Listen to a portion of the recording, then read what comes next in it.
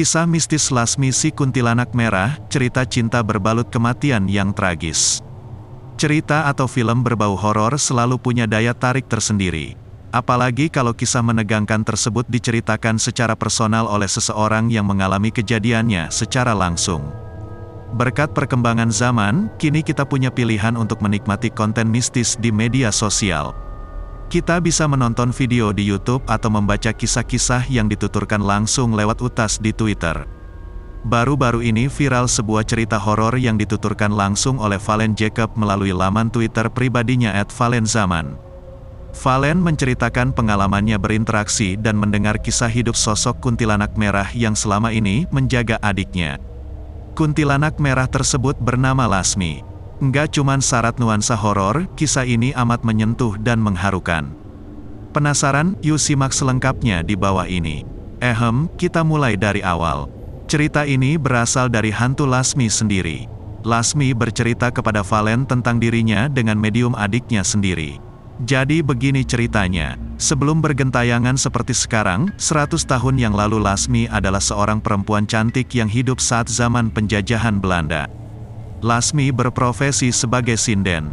Pada umur 12 tahun Lasmi menemukan belahan hatinya, seorang pria bernama Asep.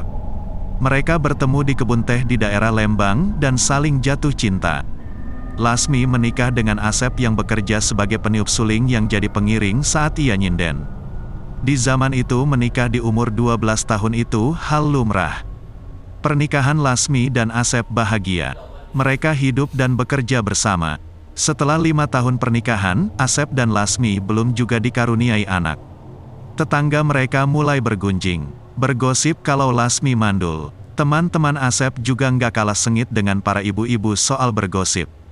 Mengetahui hal ini, Lasmi merasa sedih sebab nggak mampu memberi Asep momongan. Bahkan Lasmi selalu mengusap-ngusap perut tetangganya yang sedang hamil dan berharap suatu saat ia dapat hamil juga. Nggak sampai di situ, Lasmi pernah dirayu dan dilecehkan oleh Londo saat ia selesai pentas di acara orang-orang Belanda. Kejadian tersebut semakin membuatnya sedih dan merasa nggak pantas menjadi seorang ibu. Melihat sang istri yang bersedih hati, Asep meyakinkan Lasmi kalau ia nggak akan meninggalkannya meski mereka belum dikaruniai keturunan. Di titik ini, Asep mulai sakit-sakitan. Ia memiliki penyakit gula turun-temurun dari keluarganya. Tepat saat usia pernikahan Asep dan Lasmi menginjak 10 tahun, doa dan harapan keluarga kecil tersebut terkabul.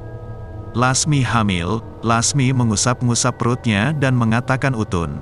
Gunjingan tetangga berhenti, semua berubah menjadi doa. Menurut penuturan Valen, sosok kuntilanak merah ini tinggal di pohon mangga di Jalan Wastu Kencana, Bandung. Nah mari kita lanjut ceritanya ya. Setelah mengetahui Lasmi hamil, Asep yang kala itu sakit gulanya semakin parah mulai menemukan semangatnya kembali.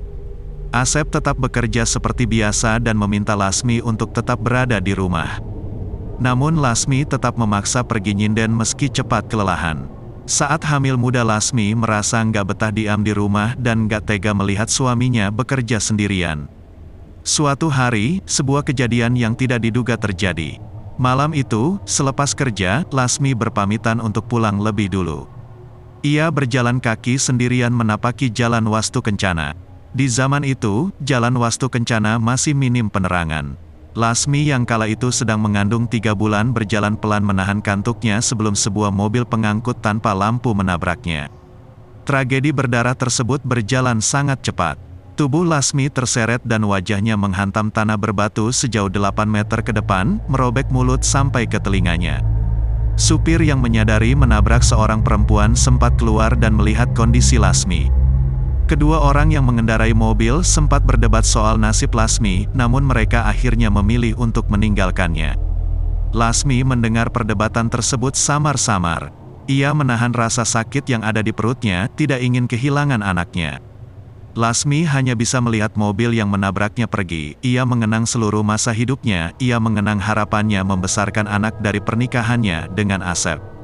Perlahan, roh Lasmi meninggalkan jasadnya yang tergeletak tragis. Tepat pukul 5 pagi, jasad Lasmi ditemukan oleh sepasang suami istri yang sedang berjalan menyusuri Jalan Wastu Kencana. Suami istri tersebut tidak menyangka akan melihat jasad di tempat tersebut. Mereka kalut dan memanggil warga. Seorang warga yang mengetahui Lasmi lantas membawa jasadnya menggunakan andong. Asep yang juga sedang khawatir istrinya belum juga pulang, terpukul mendengar kematian sang istri. Tangisan Asep pecah saat ia melihat jasad istrinya. Ia juga melihat kaki Lasmi yang dipenuhi darah. Ia telah kehilangan dua orang yang dicintainya dalam hidup. Lasmi yang melihat tangisan Asep ingin sekali memeluk sang suami. Di hari itu juga jasad Lasmi dimandikan. Rumah Asep yang biasanya sepi tiba-tiba dipenuhi orang yang berbela sungkawa.